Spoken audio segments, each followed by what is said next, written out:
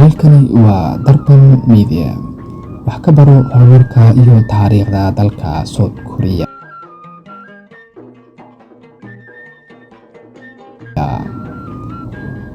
Dalka Kuuriyada Koonfureed ee sidoo kalena loo yaqaano Jamhuuriyadda Kuuriya waa mid ka mid ah wadamada ku yaala bariga qaaradda Aasiya, waxa uuna xuduud ula leeyahay wadamada Kuuriyada Waqooyi, Jabaan iyo Shiinaha.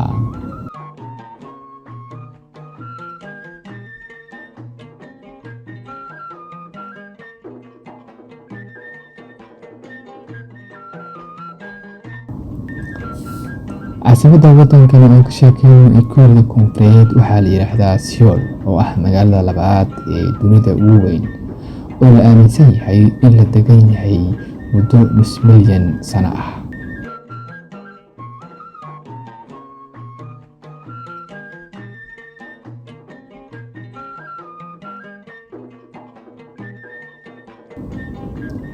Tirada dadka u dhashay dalkani waxaa lagu qiyaasaa 51 milyan oo ruux, waxaana dadka ugu badan ay ku nool yihiin magaalada caasimadda ah.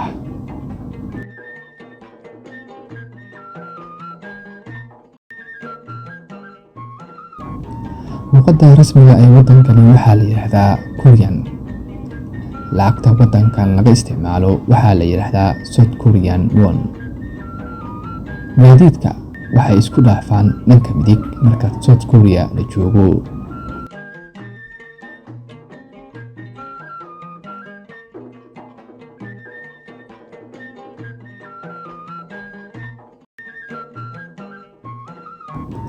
Dalkan waxa uu madaxbannaanidiisii ka qaatay Jabaan oo haystay 15kii bishii Agoosto sanadii 1948, waxaana dastuurka waddankani uu ilaa hadda isticmaalo la qoray bishii Oktoobar sanadii 1987.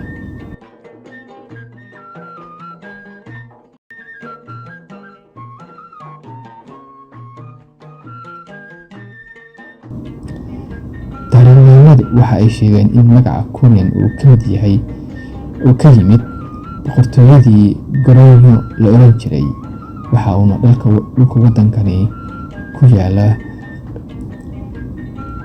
waxaana dhulka waddankan ku yaala qiyaastii 3,000 oo jasiiradood, inkastoo badankood aan la degin.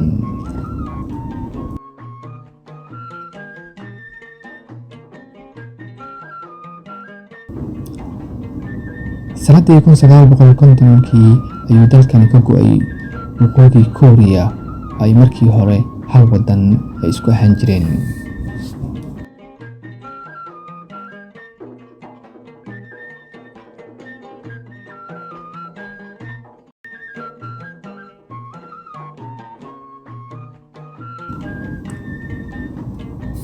Dagaalkii Kuuriya oo ay soo gaartay ilaa 1953 waxaa la aaminsan yahay in ay ku naf waayeen in ka badan 1 milyan oo ruux.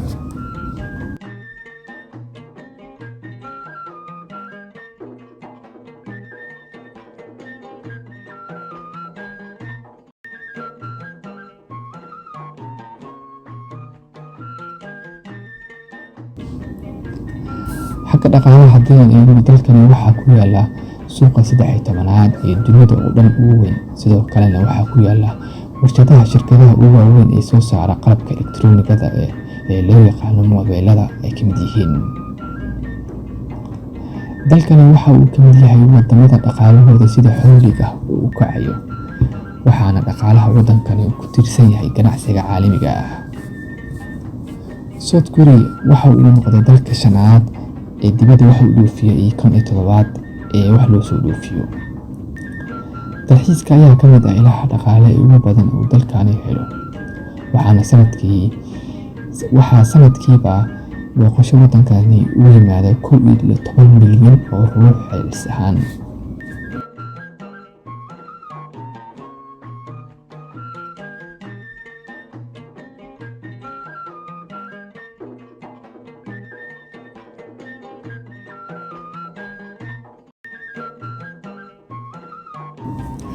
Dhanka dalxiiska, waxaa dalkani Kuuriyada Koonfureed kaga jira waddanka labaad ee dunida loo soo dalxiis tago.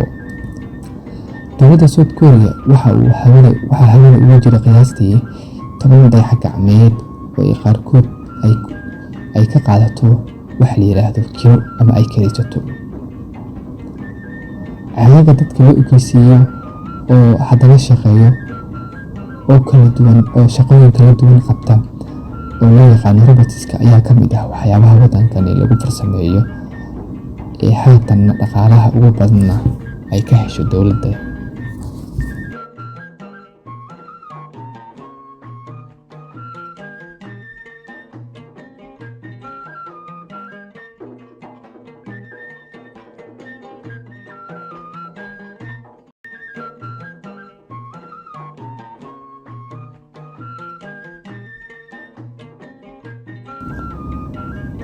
Waxaa dalka ay dadkiisu helaan internet aad xawaare u sarreeyo iyo taleefannada xarakada ee dunida haddan laga isticmaalo.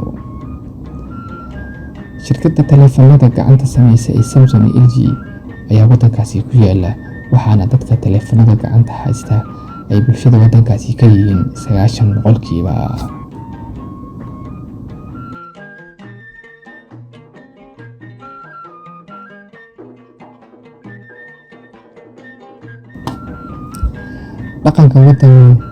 Dhaqanka waxa ay dadkani waddankaasi u dhaqan yihiin dadka dalka Kuuriyada Waqooyi, waxaana raashinka loogu jecel yahay ee martida la siiyo waxaa la yiraahdaa Hakuku Yori, waana baasto, maraq iyo khudaar.